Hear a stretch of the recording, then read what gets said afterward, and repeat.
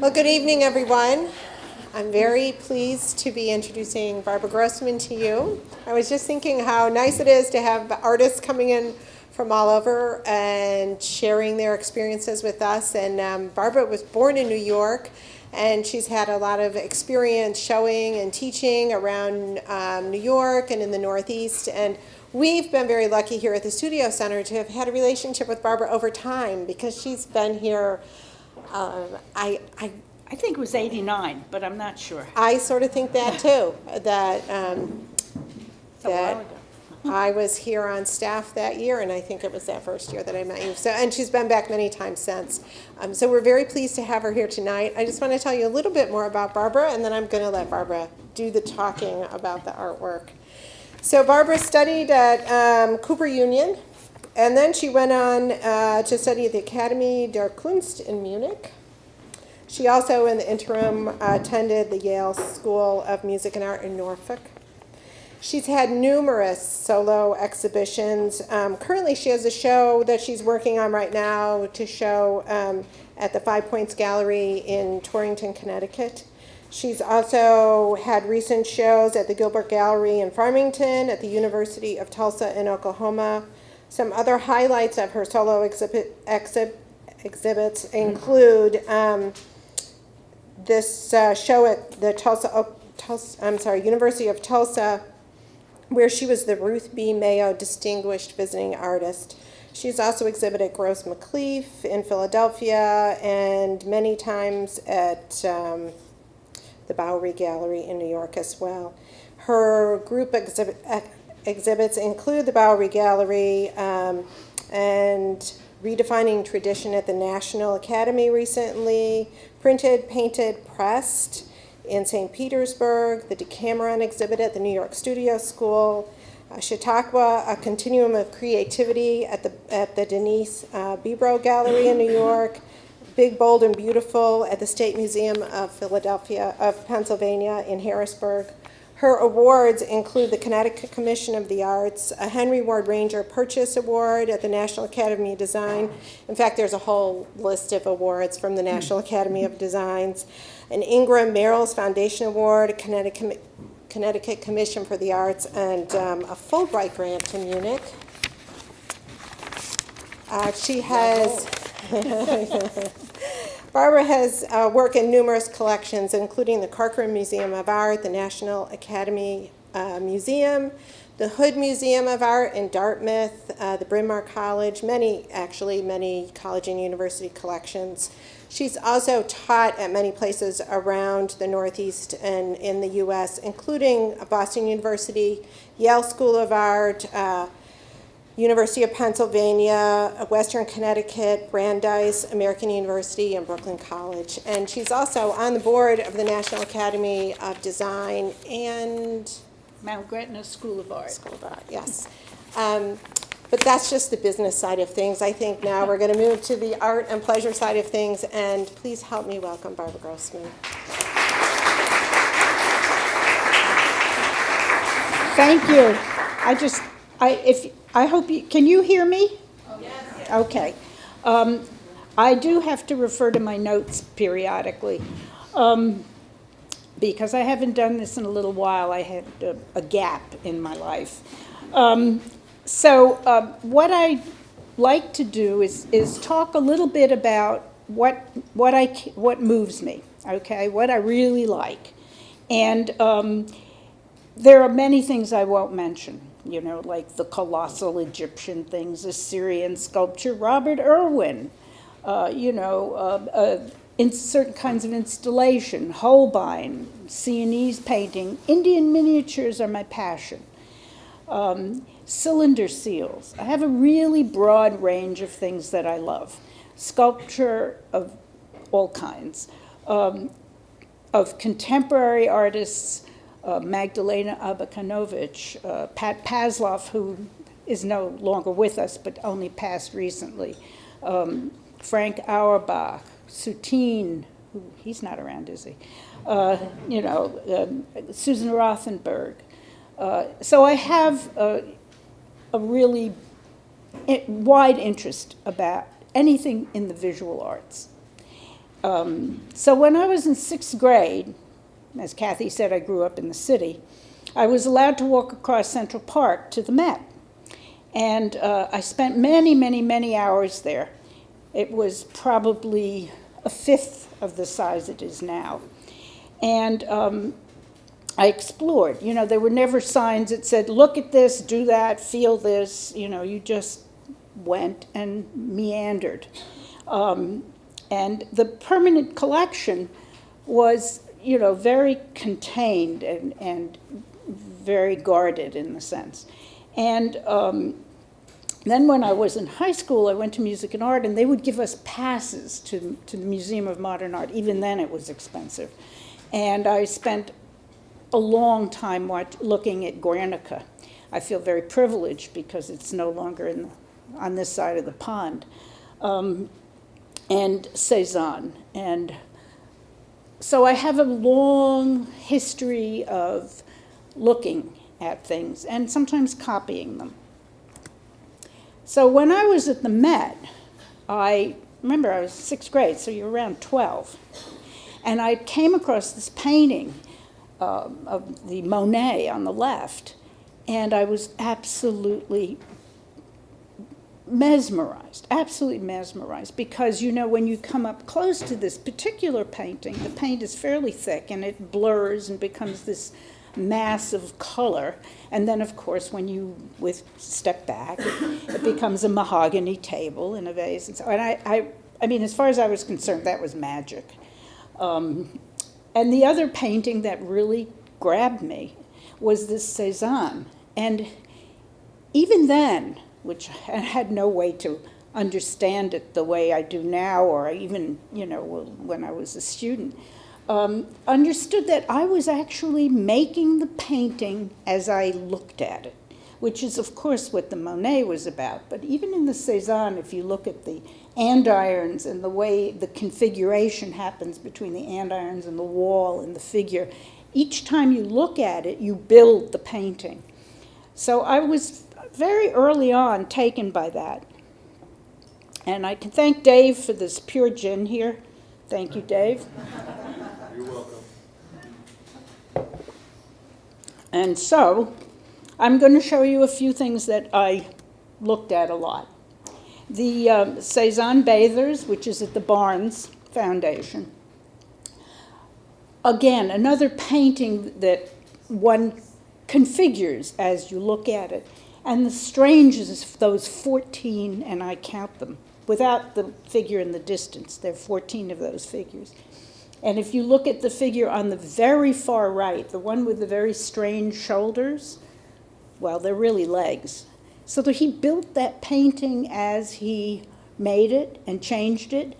And, you know, that fascinated me. The notion that you could make something that formed a vision as you built it. And then the Piero, which was something I copied in my junior year or sophomore year at Cooper. I spent, I don't know, a whole semester on it. The painting on the left is by Zurbaran, and it is from a very faded reproduction, which I got at the museum in Spain. But again, if you follow that column on the right, the way the space is torqued at the bottom next to the acolytes, and then, you know, that's St. Bruno on the left, I think, and the way everything kind of comes and goes. And of course, this is a completely different way of thinking than the Indian people on the right, who torque things so that the space is both flat and deep and near and far at the same time. And it's generated by the way one feels as one looks. This fascinates me because they were both done in 1922. The one on the left is Soutine, and the one on the right is Léger. And they're both equally interesting to me, yet one is a painterly, wild, exuberant, and the other is very controlled and very clear and very precise, and yet they both are fluid. They both move through the space. Beckmann, Giacometti. These are things I look at all the time. And my great, other than Indian miniatures, Matisse. The drawing in the painting on the left, Madame Landsberg, the drawing on the right, the one on the right, if you look at how he began that drawing and as he changed it, it became more and more abstract, yet each thing became more and more solid. I had a strange thing happen. I had the piano player hanging in my studio, and this Indian painting, a postcard next to it, and it fell down and upside down. And I kept thinking there was something odd in that. And if I looked at it hard enough, I saw a very, very similar structure. It amused me, and I thought I'd share that. Again, these are two paintings at MoMA. I spent my entire, youth and young adulthood puzzling how these paintings worked. The Moroccans is still a total mystery to me. And, that's a very big painting, of course. It's you enter it and you try to be in it, you try to go back from it, and each time it changes. Those people praying on the left could also be melons. The way the scale shifts on you each time is kind of amazing. Okay, now I'm really doing something quite ridiculous, which is showing my work after this. So I'm starting really in 1976 because I just thought it'd be interesting to see a survey. All these paintings have their own logic. I'm always drawing and trying to figure out paintings. From paintings I draw. I don't always draw paint to make a painting. I mean, I use it as a kind of an investigative tool. I hope to make space that's both simultaneously fat and deep. For me, space is the glue, and it's the tension between things.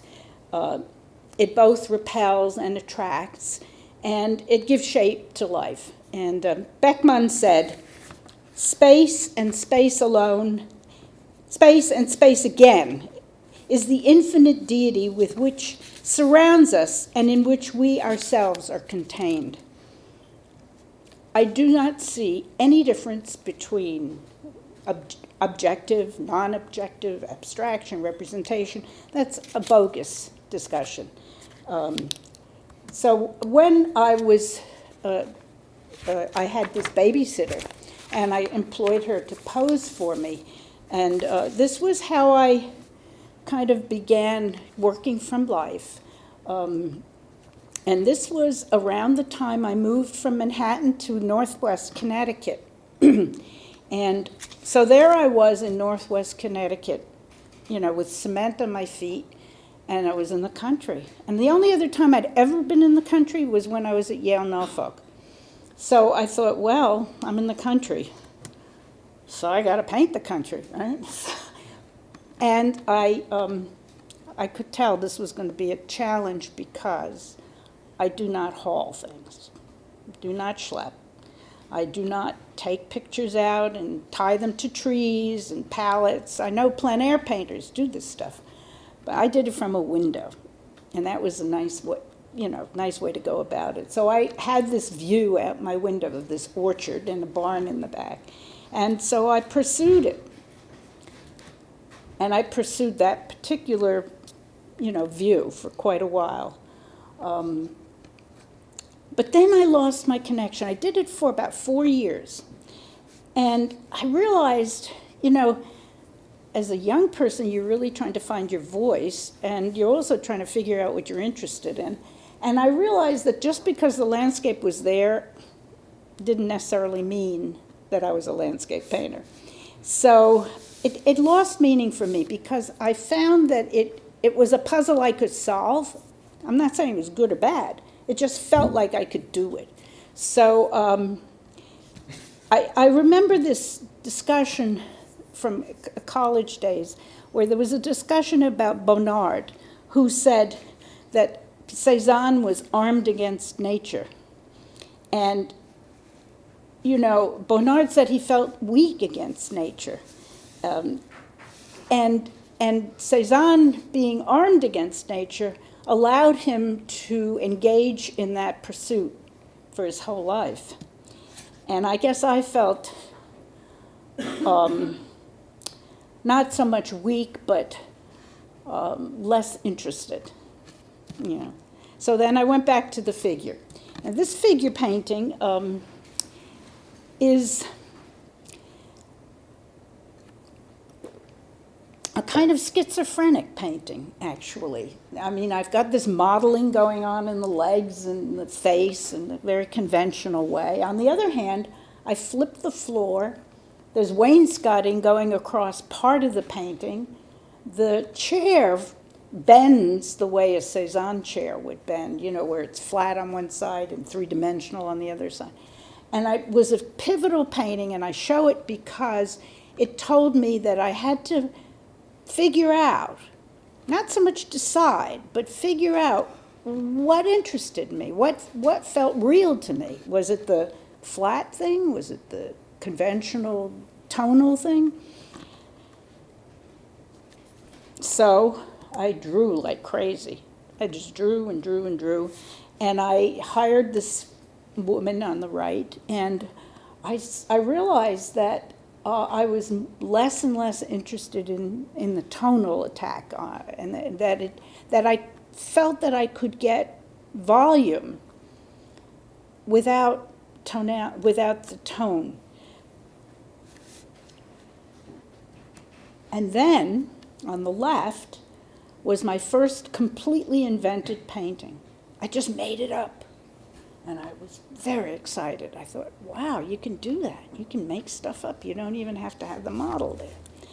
That wasn't the end of my hiring models, but it certainly energized me in a different way because it allowed me to attack certain problems without being held back by what was pinned in front of me. And on the right is a painting on paper, which I did I'd hire a model and they'd, knock them out in an hour or so. But working very fast, you see, was a way to explore the idea of invention and working from life at the same time. And I got this, I think, one of those nice grants, right?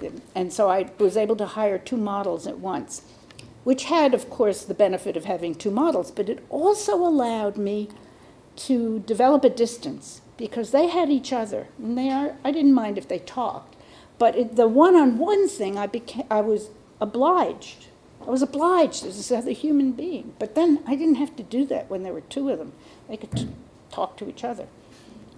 And then these are pretty big. They're like 5 by 6 feet, and I made these paintings from the quick oil paintings, the paper ones. So I started building confidence in invention by doing this. And I kept working very fast, and it was kind of through this indirection that I began to invent more and more. Now, the drawing on the left, these are 2 sisters that came, and the drawing on the left is from life, and the painting on the right is half from life, because they had some family crisis and absconded on me. So I found that I could work on a painting without the figures.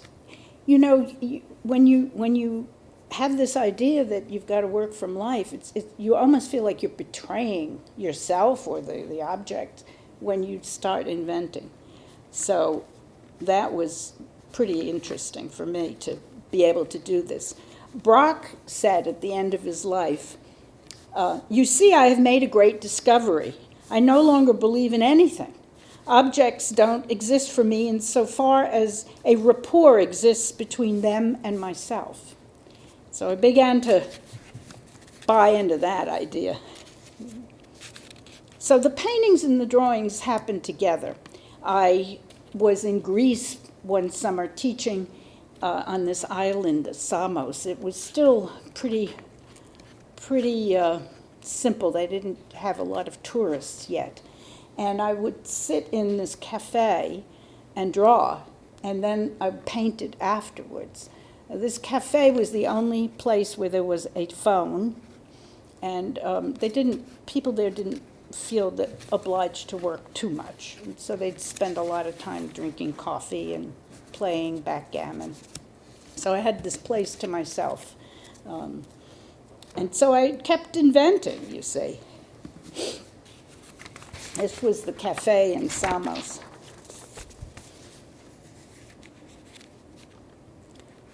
So then I started these two paintings at the same time. They are invented, and they are memorials to a cat that I had at the time. And what fascinated me about the idea of invention was that you could take the same thing and do it over and over again, and it would never be the same. These are, about the cat, obviously.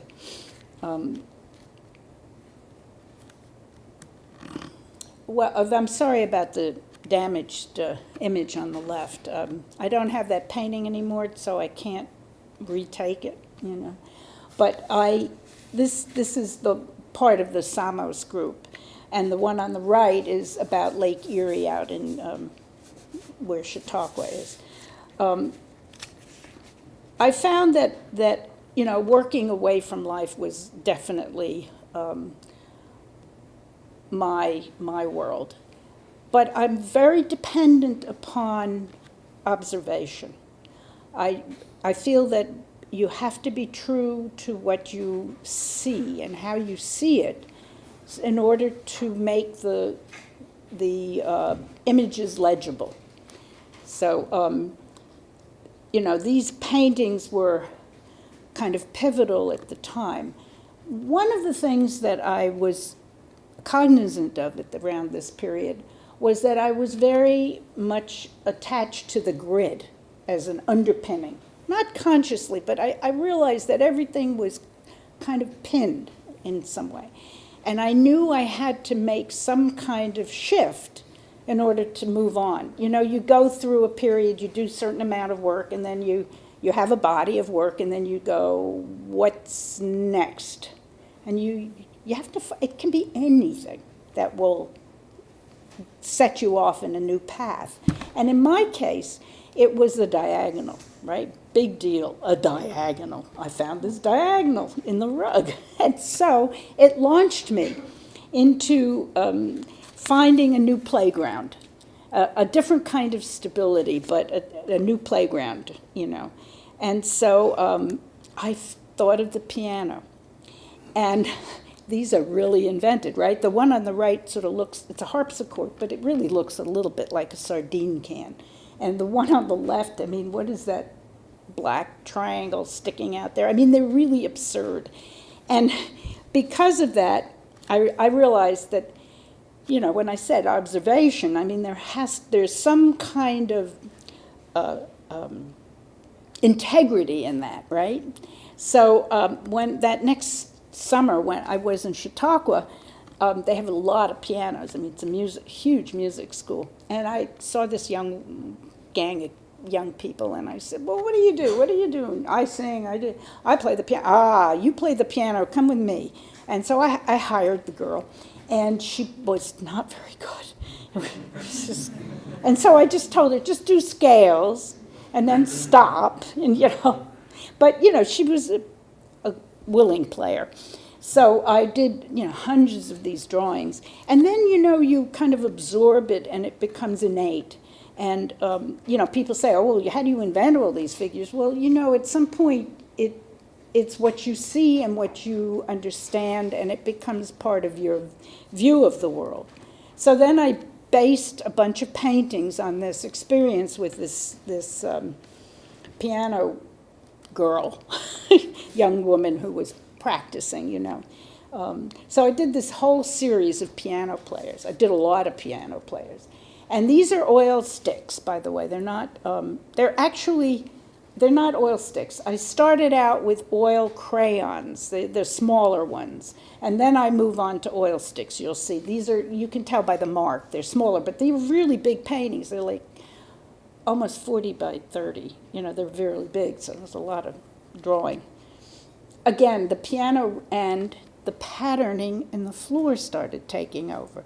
I realized that I needed another way to, and this came very slowly, and it took many years for me to realize it. But you know, a figure is very hard to break up. We are figures. We look at things. We don't fragment figures, except if your name's de Kooning, and he can do that. But I couldn't find a way to enter the figure and bust it up and have the space be fluid, both deep and shallow, and move through the whole surface. And I began to discover, and in part because of the mark making, that patterns would help me bring things together that way. And then I got very interested in rugs, you know, ancient Turkish rugs, and I began to study them. So that's how I kind of arrived at that. These are paintings, of course. You can tell the difference. Again, this whole piano series. It was very interesting to, you know, begin to have more than one or two or three people. That's a rehearsal. I mean, I made up names for all these things, but I got pretty interested in the insides of pianos. And then somebody stood up. That was pretty dramatic. You know, I think most artists aren't so smart. You know, it takes us a long time to figure stuff out. So I say that with great humility. You know, like the figure stood, that was really important. And as I say, the rugs began to integrate in the figures, and then the pianos and the interiors. And so everything starts moving around. As you can begin to feel my influence of the Indian miniatures.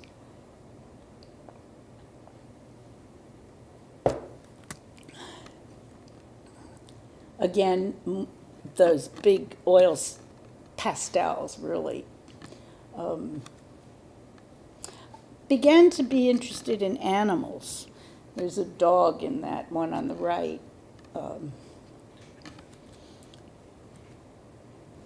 These are very tiny. I don't paint small most of the time, but these are 10 by 12, or 12 by 10, I guess. They're very unusual for me to paint that small. But you know, sounds, thoughts of sounds as part of the structure and movement, I very much feel are integrated in the way we look. And time is one of those things that are embedded in paintings. And I love to argue with musicians about time, because they think time is a linear thing, because that's how you play music. But we look at something in time, and therefore the time is much more compressed. So we visual people are still working in time, but it isn't as an obvious lineage as it appears. Now, this is something interesting. This on the left is the beginning of a painting. The painting is 72 by 60. It's called Musicale. And I'm going to show you a series of paintings. I work very, very slowly. Paintings can take me a year or sometimes more. And I work on many at a time, 4, maybe 5. And I draw, you know, I'm doing a lot of things. But I just want to show you how I attack the problem. So the painting started with what you see on the left, a kind of washy underpainting. And on the right is another phase. It's not that different, but the lid of the piano got removed. I think it looked sort of like it was hitting her on the head. It was time to go. The colors changed. The figure in the middle there turned towards us, and so on. And suddenly there are 4 figures on the left. I don't know how that happened, but some girl walked in there and sat down, and there she was. And I remember in that one, the table in the back on the far right intrigued me, but then I got rid of it. It just didn't work. It was this clunky thing in the back that didn't keep that space alive. And then on the right, I changed the rectangular table, which was horizontal. It's moving in on the left. It turns into a circle. The 4th woman leaves the room, and the doorway in the back becomes more like a blue painting, and the pattern on the floor begins to be more prominent, and that's how it ended, the far right. That's the final stage of that painting. And it did take me, actually, that painting took me 2 years, actually. So Matisse said, "At each stage I reach a balance, a conclusion. At the next sitting, I find a weakness in the whole. I find my way back into the picture by means of weakness. I re-enter through the break and reconceive the whole." The whole. You can't fix the painting. You have to really see the entire thing and feel it. And that's why it takes so long. And that's why I personally think one should sometimes just stop, put it away, bring it back later. So this is when I switched to the R&Fs and the Senneliers, the thicker oil sticks. The piano is still with us, but not for long.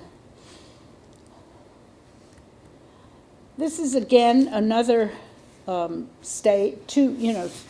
series of stages of the same painting, of course. This one, of course, they've got a page turner. That was pretty exciting. Went to a concert and there was a page turner. I thought, oh, that's a good ploy. We'll try that. And the table on the back becomes a painting. The floor flips more. The figures, their interrelationship changes. The compression gets tighter as we go on. And that little piece of carpet on the left is gone. And then the painting that you see that I thought that was such a cool painting. And I took it out and I removed it completely, changed the colors very radically. The page turner stands up, turns around. She was sitting originally. And she gets an interesting hair color. And I worked on that. I can't tell you how much I worked on that painting. It weighed a ton when I was done. I use rather thin paint, but I build, and I scrape, and I build, and I scrape. And then one day, that piano turned, flipped up, and I don't know where those fish came from, but there they are. And I knew, you also have to sort of recognize when to stop and when it is there and it's not going anywhere else. And it was such a strange conclusion, but I recognized that it was the best it could be, and I left it, And so it's kind of interesting if you have to kind of go with it and allow it. Thanks, Dave. You're welcome.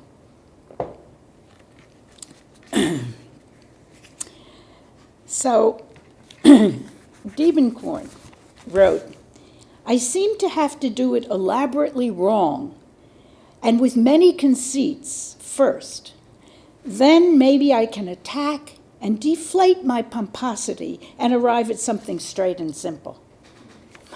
Which you can see why I like that quote.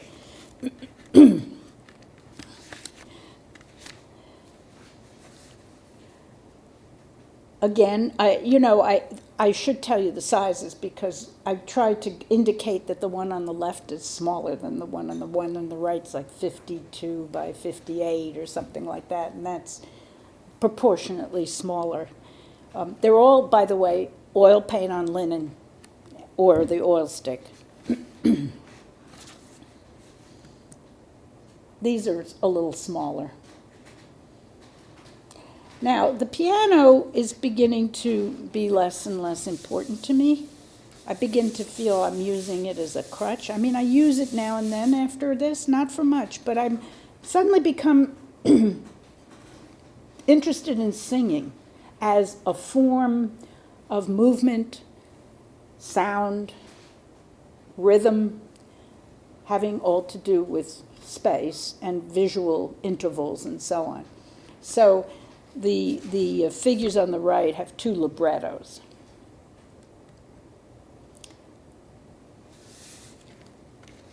The one on the left still has the piano, but you will see it's practically the last one. That's a very big painting. It's, I don't know, 6.5 by 5. I won't paint any bigger than I can reach, and I can get 6.5 with a brush, but after that, I have to climb, and I'm not interested in climbing. So in fact, you may know I'm standing on a box. The confrontation on the right really are women dancing. And this is really relevant here because there was a party at George Perlman's house. And, it wasn't very casual. It's like walking out of here and going next door. And all the girls got up and danced. And the guys sat around drinking beer. And I thought that was fascinating. And the next day I did a monotype about it. And I did a series of paintings of these dancing women. And I couldn't get very far with it because this was a real flaw in my thinking. I only could see these people dancing, but I didn't understand where they were. I didn't understand the space they were in. So it was a very short-lived project. But that was one of the beginning ones. And there are two more here, although there was a beginning of some dance in the one on the left, but the right one, they're really dancing. So anyway, it just happens to be appropriate here. These are, again, now we're getting more and more into the compression of the oil stick to the figure, and I'm beginning to find a way to have the figures remain whole but still integrate with their space. I use the white of the paper also almost the way people who do watercolors do. It happens because I don't want the colors to drop dead on me, so I keep them very loose in the oil drawings. I just like these because of the challenge of using that much yellow. The one on the left is very small. That's like 12 by 14 or something like that. And the other one's sort of standard 48, 50 or something like that. And then I got interested in black tables.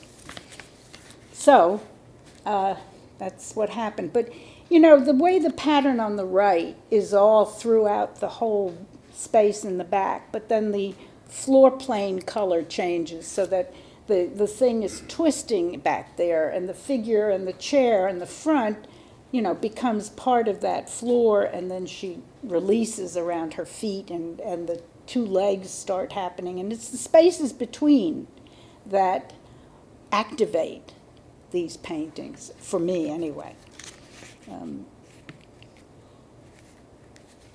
And then I got involved in doing monotypes, and I did them here with a woman named Sarah Amos, who some of you probably know.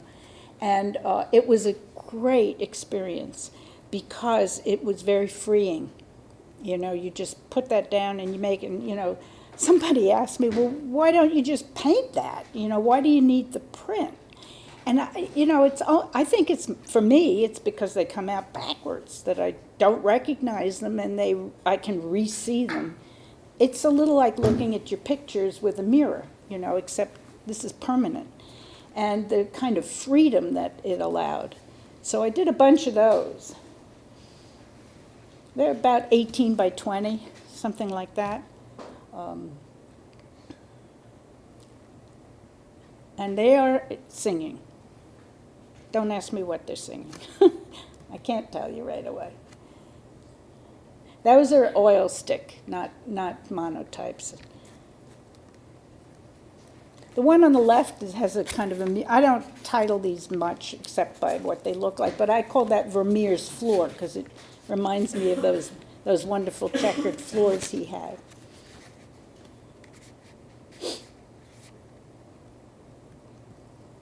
And this is all around that same, coming off of the singers. Like the one on the left is intervals, and it has to do with the notion of intervals in painting, intervals in music, intervals in, in voicing, intervals in, reading words. I think it's the intervals and the spaces between, or the silence in music,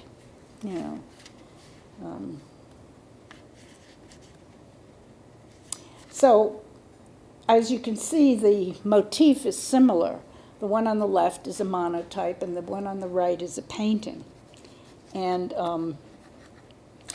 very often I will get an idea from something that I've done very quickly.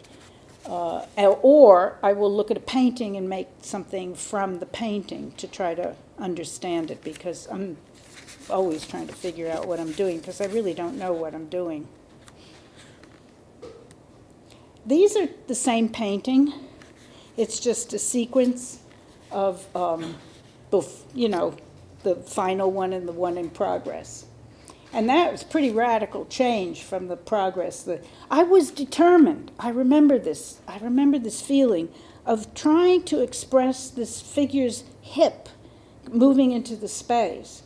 And I was so stubborn about it. I mean, for months I fiddled around with how do you get her feet, put the figure in back of her and then flip the rug and then, and one day I said, you got to give it up because you're never going to get it that way.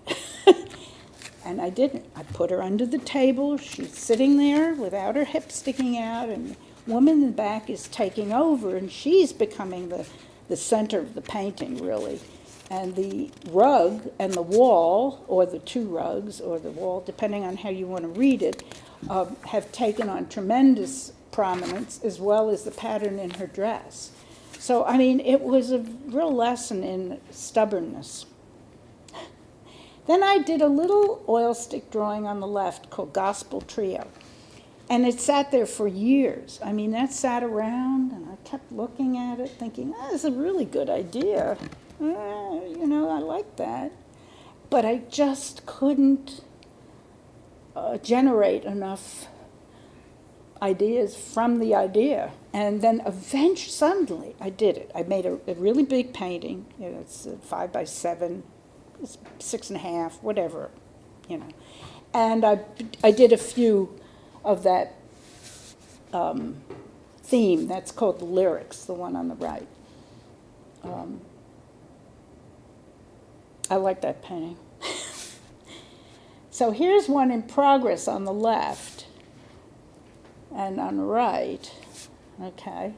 So there, you can see how they're very thin and quickly painted.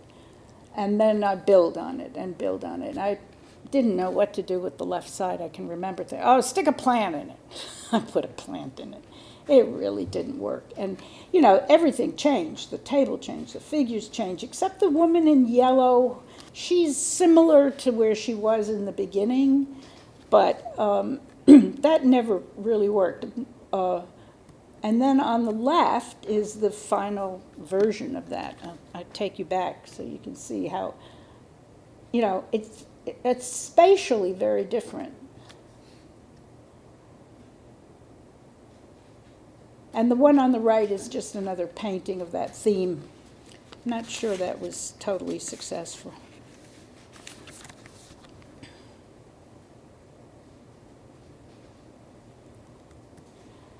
I was a artist in residence at Dartmouth, and it was a 3-month residency, but I just didn't want to haul everything.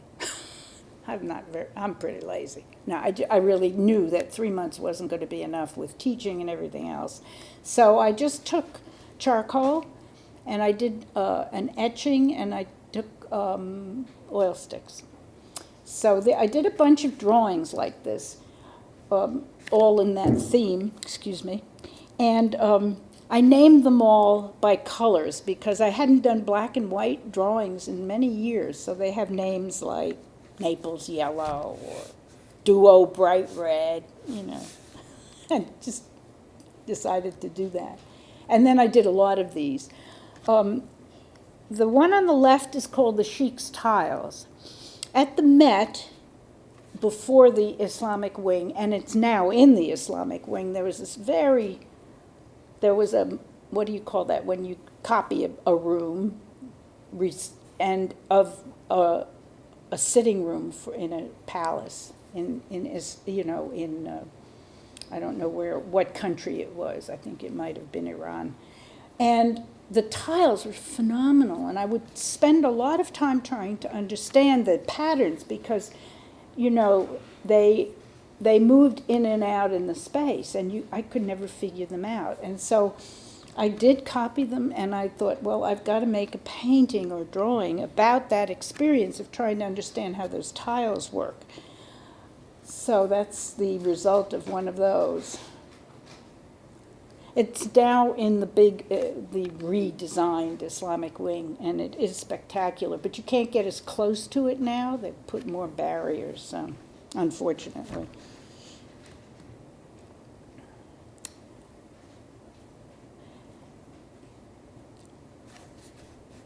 Those are monotypes on top of an etching. The one on the left is just pure paint. The one on the right has the etching under it. Oh, I don't know if you can see that. But anyway, it was based on one of those etchings I did at Dartmouth. Well, let's see. The one on the left is called Sisters Singing. I began to realize that I love color. As you can tell, I'm pretty interested in color. But I also realized that you can't, or I couldn't. One never says you can't, right? Because everyone can do whatever they want. But I realized that the use of color became a little bit scattered. So I began to think about how I would have a warm painting or a cool painting. That was the only limitation I gave myself, where the dominance was warm or cool. That was it. So clearly these were two cool paintings, like cool paintings. And then I did some more monotypes. Here, actually. Sarah had a plant in the print shop. She doesn't have a lot of green thumbs, and that was her plant. It was Sarah's gardenia. It was not doing too well, but I had to honor it. And that's a quartet on the right. They're all singing, right? And they're about 21 by 18. They're good size prints.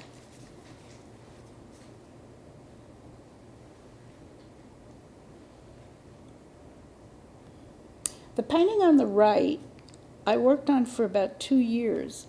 By working on it for a year, then taking a year off, then working on it, I couldn't make it work. At one point, I think you can see a lot of the black striking through. That was a painting that I probably wanted to obliterate at one point. But then when I put the yellow-green on top of it, the black enhanced it and gave it more depth. So that's when I left it alone. I also enjoy using mirrors occasionally to flip the space.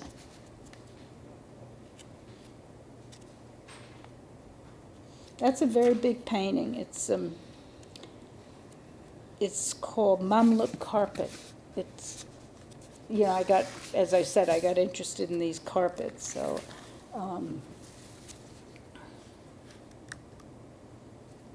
All right, the one on the left is a little painting. That was my recent cat.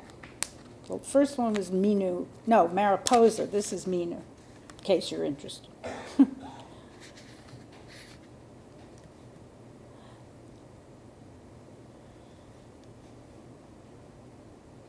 At some point, I don't know what to say. I've given you all this information, and so now it's kind of time to look, I guess. But they're oil stick. They're not the crayons anymore. You can tell by the mark being much heavier, much denser.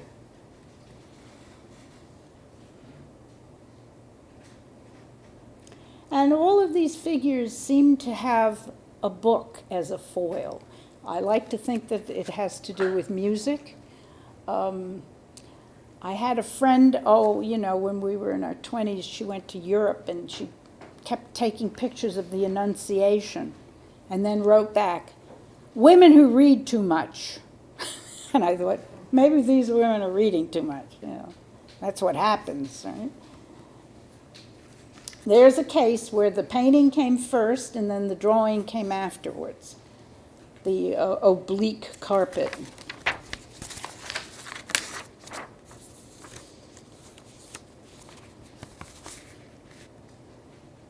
The one on the left is in progress, and the one on the right is complete. And that doesn't exist anymore because I was not happy and I painted over it again. So you're looking at history. Now, here's another in progress. The one on the left is in progress, and the one on the right is the completed painting. Now, that one isn't quite as radical as some of the others, but there's also no in-between things that you're seeing.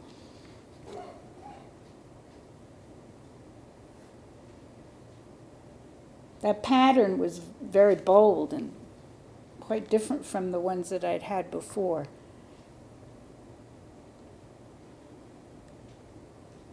These are all called harmonic trio. 1 harmonic trio, 2.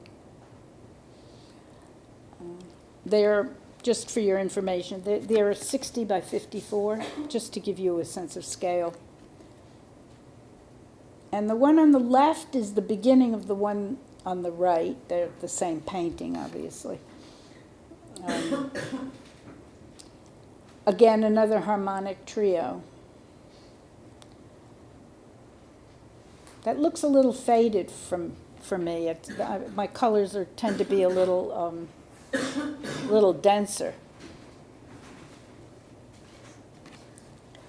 Well, then I had a really strange thing happen. One day I was painting away, and this dog appeared. And it was a pretty fierce-looking dog. I had a dog, but I had one of those, like, gentle golden retriever types, that think they're lap dogs. This dog looks like he means it. And I thought, wow, it's different from piano or music, but let's see what happens. And I really began to sort of investigate what animals in our environment would be about, So I've actually been on the animal theme for quite a while. And there we go. The one on the right is an oil stick, of course. I'm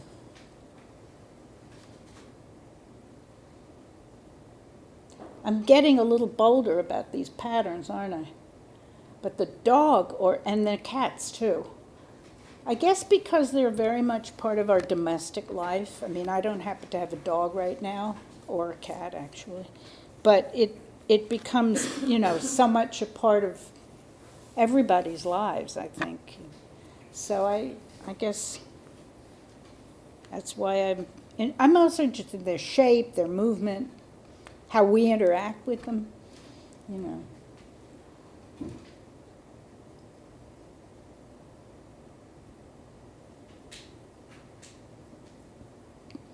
The one on the left is just a cat on someone's lap, sort of buried in there.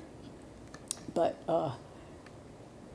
the figures are sort of moving, like the bent over figure. This kind of action is, spurred on by the interaction of this animal, And there are actually 3 dogs in there. That's a lot.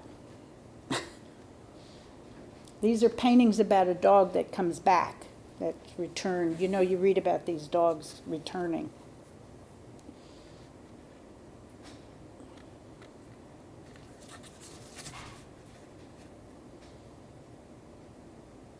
The one on the right is amusing. I call it a star dog because, there's that constellation in the sky that's a star dog, and then somebody pointed out there were Jewish stars all over it.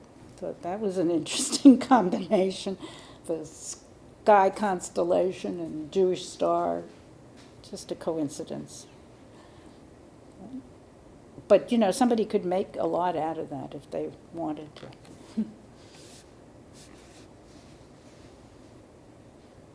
That's a painting and an oil stick, and I think I don't remember the sequence there. They may have happened simultaneously. I just thought I think it's interesting to pair these things to get a clue about how the artist might be thinking or not thinking. I don't know.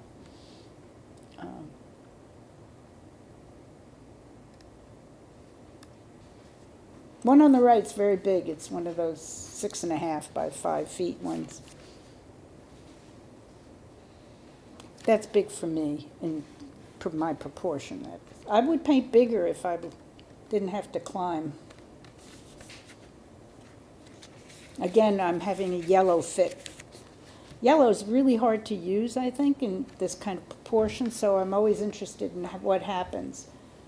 If you may notice, the figure on top is only partially in the painting. And I'm not quite sure how that happened, but I thought it was an interesting way to flip the space so that she's kind of coming out and sort of almost like the painting is concave.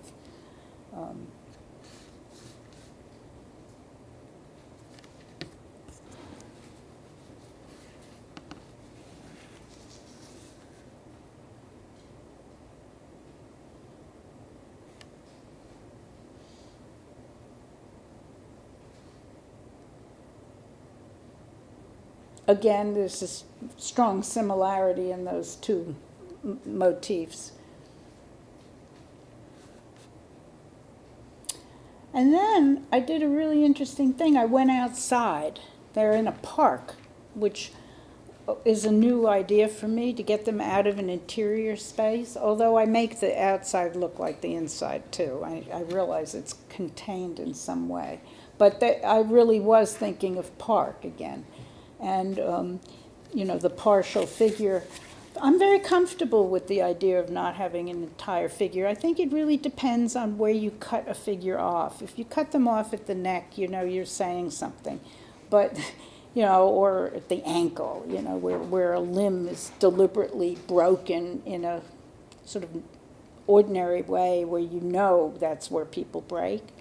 But I thought the idea of having it continue, I thought of all those abstract expressionist paintings where the space keeps going and it could go, and if the canvas was another 2 feet wide, you could have taken it out.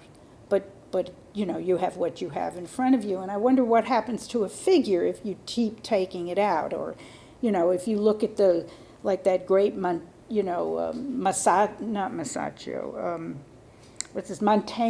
in Italy, those murals that go on and on and on, and the figures sort of drop off the edges.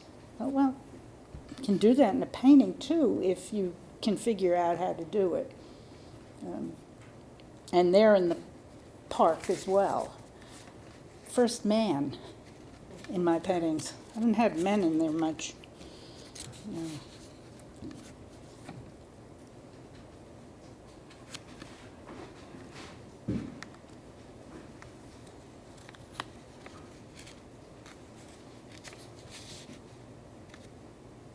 Lots of animals. No animals on the left. It's called the third verse. But then on the right, I think that that painting in particular has sort of really released some of the the more predictable grid-like, diagonal-like things where things are beginning to swirl. I'm beginning to get interested in how things move in a more circular way, and still compress the space, so that it's hard to describe. They're not going in a necessarily a deep way, but they're coming sort of spiraling. So this is a new phase. So that's what I'm leaving you with, because that's where it ends.